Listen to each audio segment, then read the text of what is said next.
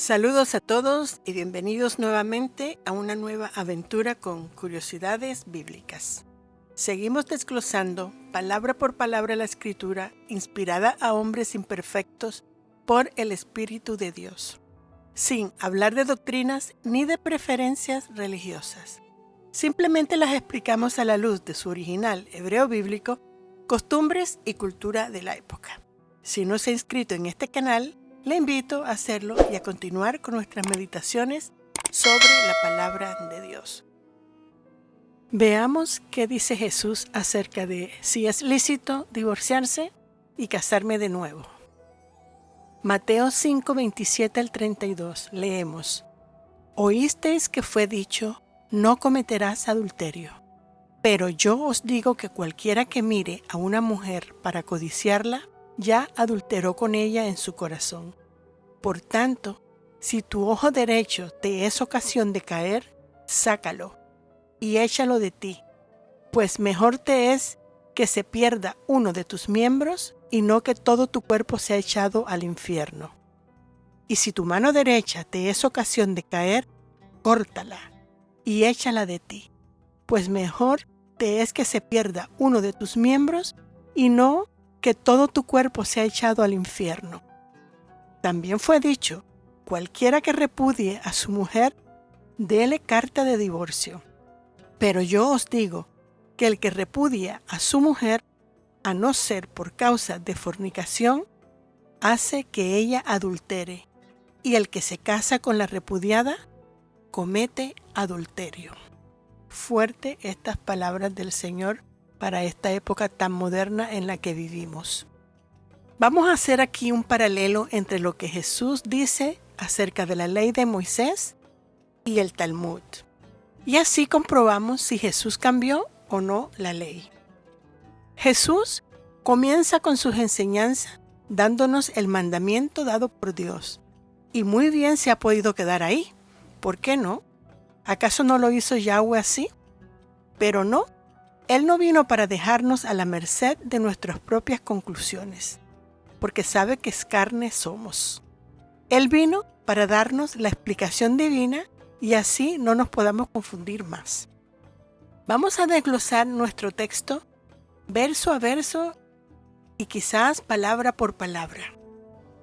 Comenzaremos con Mateo 5:27, el primer verso, que dice: Oísteis que fue dicho, no cometerás adulterio.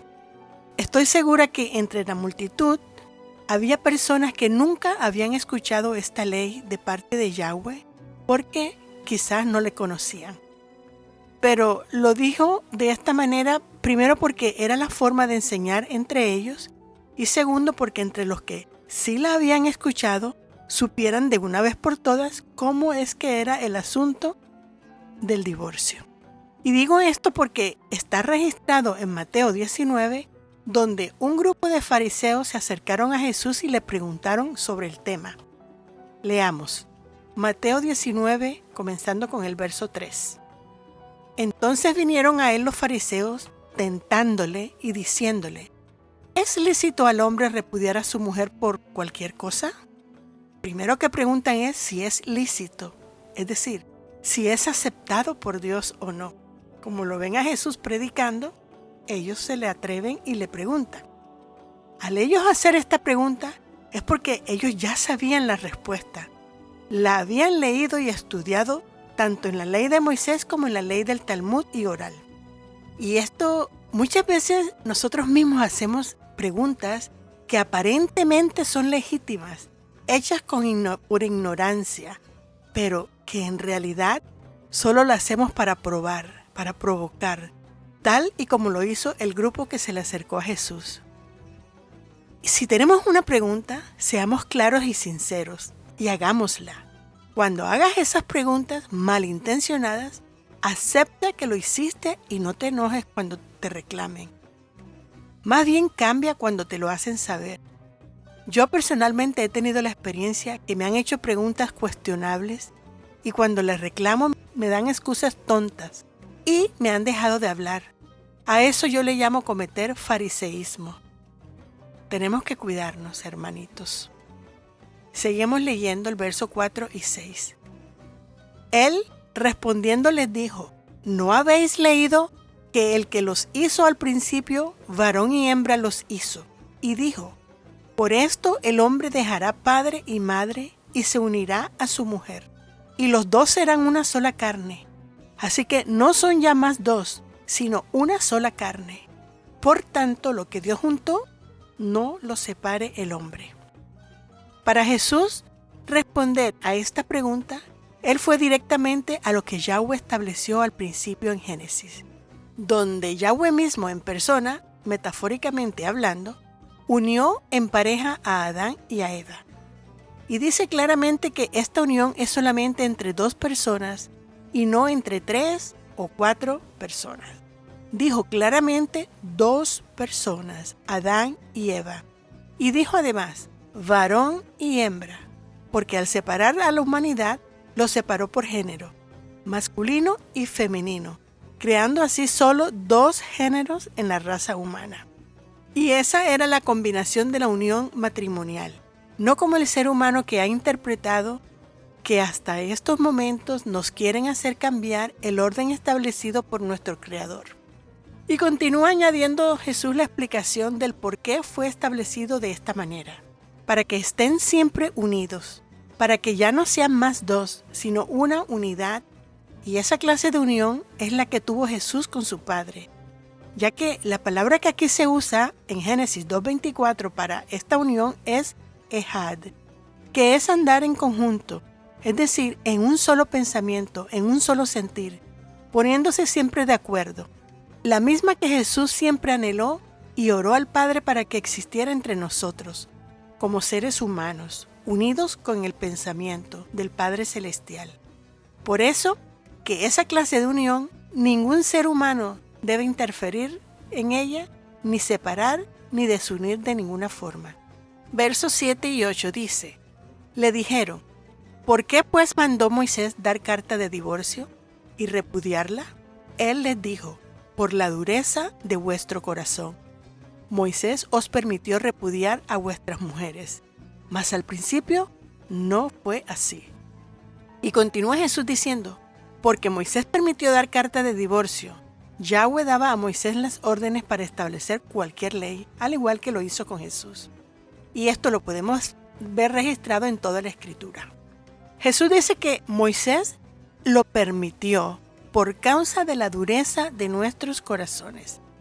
¿Y qué quiere decir eso de dureza de corazones? Sencillo.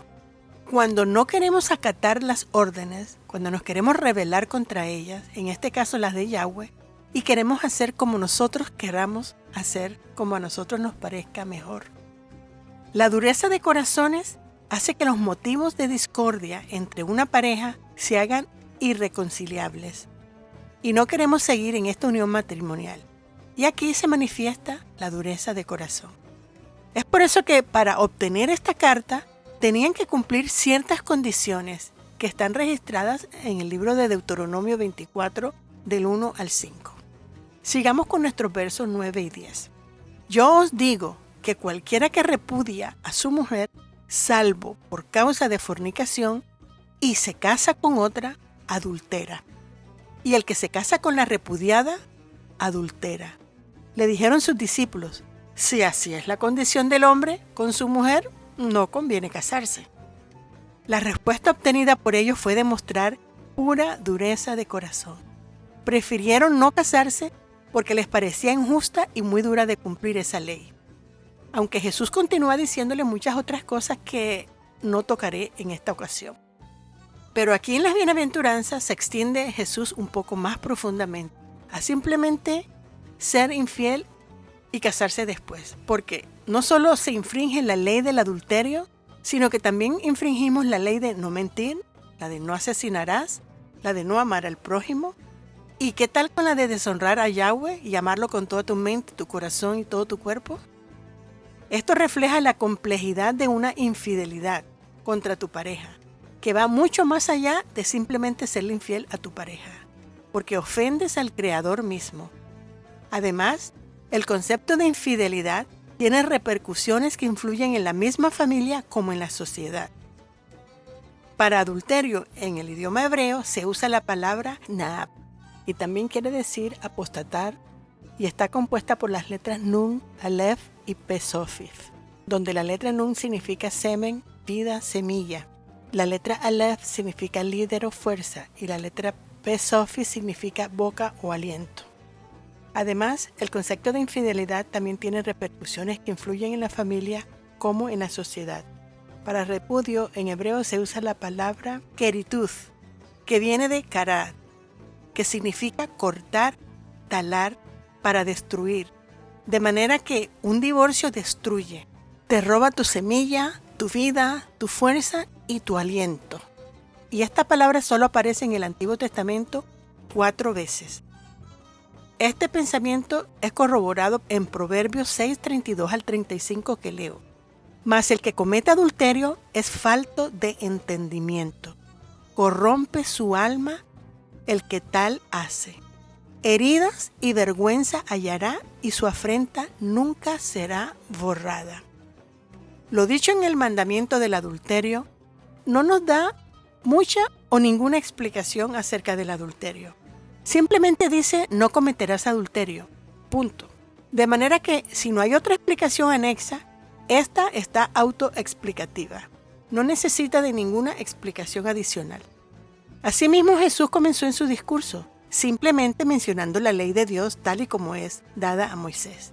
Pero Jesús se extiende un poco más y nos explica qué es lo que realmente Yahweh nos quiere decir con el no cometerás adulterio, el cual se encuentra en Levítico 20:10. Cuando Jesús dijo en las bienaventuranzas, pero yo os digo que cualquiera que mire a una mujer para codiciarla, ya adulteró con ella en su corazón. Esta ley ya estaba escrita en el Talmud Masechet Kallah, cuya temática es el tema de los matrimonios, coito, castidad y otros comportamientos sexuales. Así que esto no les era desconocido a muchos de los oyentes de Jesús, ya que esto fue escrito muchos años atrás antes de que Jesús existiera. Y conociendo esto, nos podemos dar cuenta y comprobar que Jesús enseñaba completamente con los libros escritos y orales existentes de su época. Y la prueba que este dicho existía antes que Jesús lo podemos observar en el comportamiento o actitud que muchos de los fariseos practicantes de la ley hacían.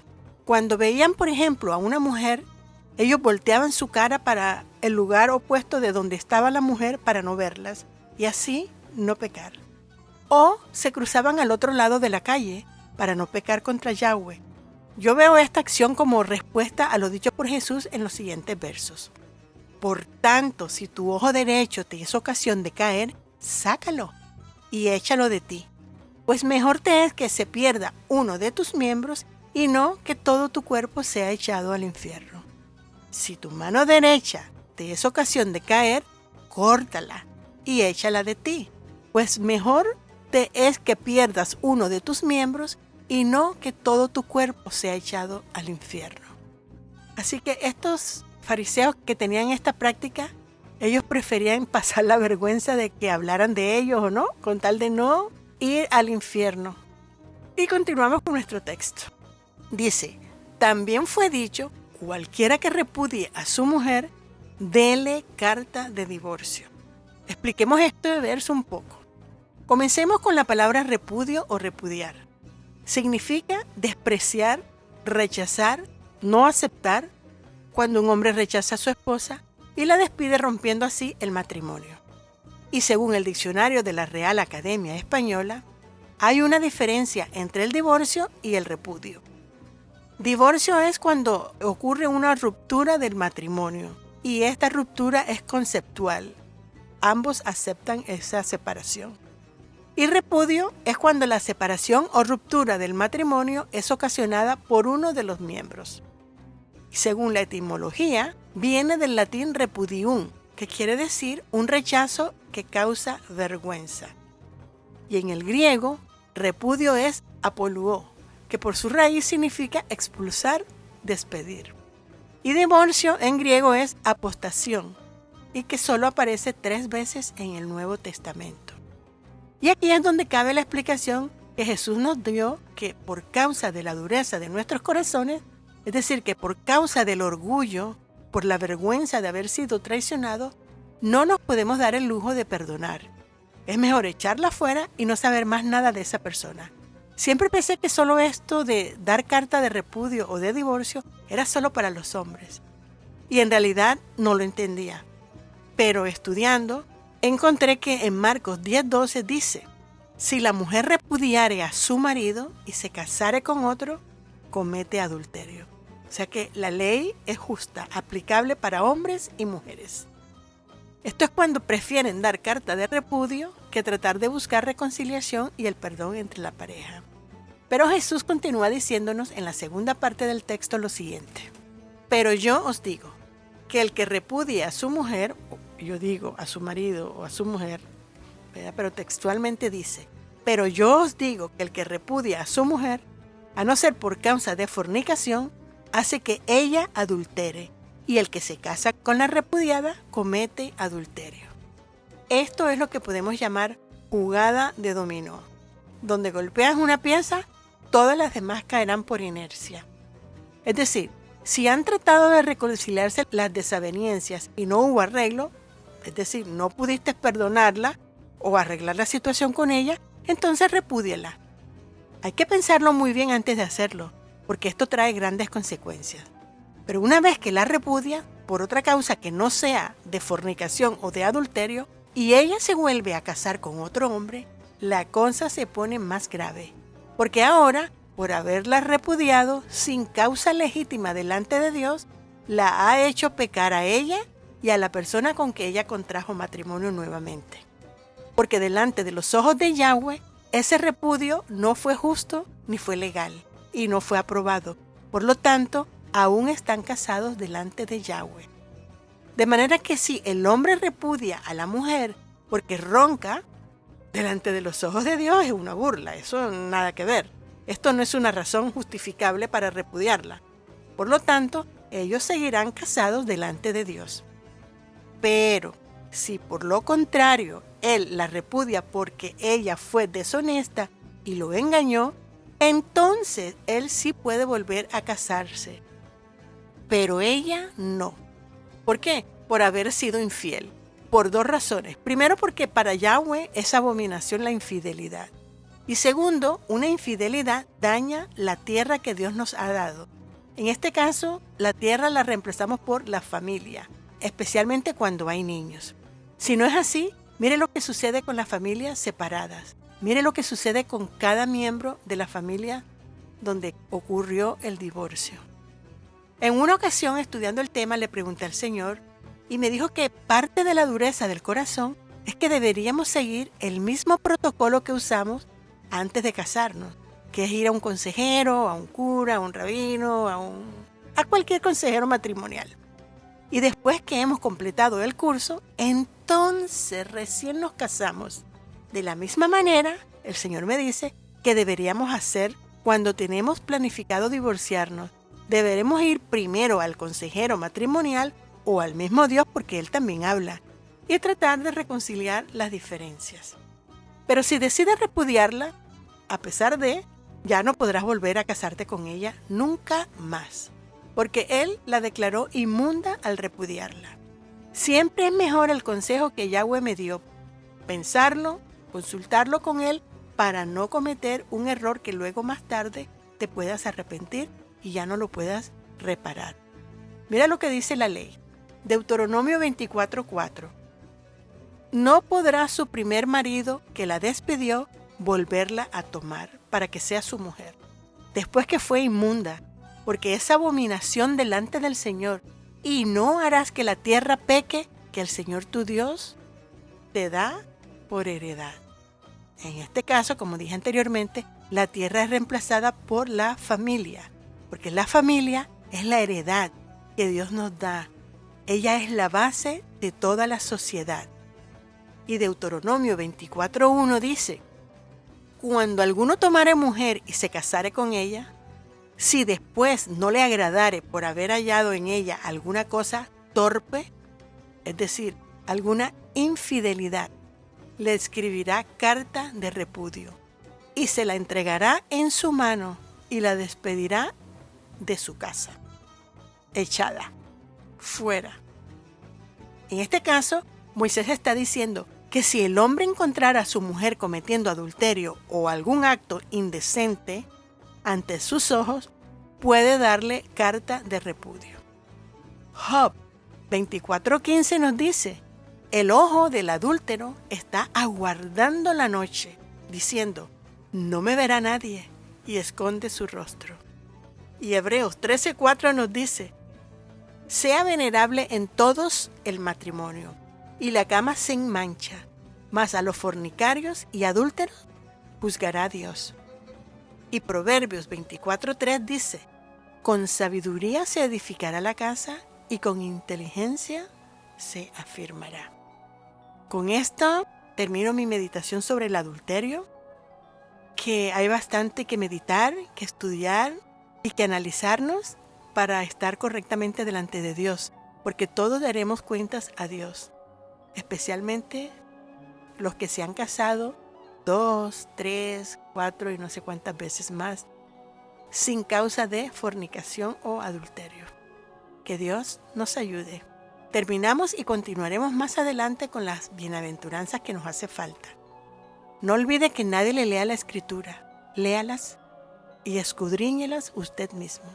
Que nadie le cuente. Solo se las confirmen. Regálame por favor un me gusta, que no te cuesta nada y me ayudas bastante. Suscríbase si aún no lo ha hecho. Déjeme un respetuoso comentario, los cuales prometo contestar. Comparta por favor este mensaje. Bendiciones. Shalom. Shalom.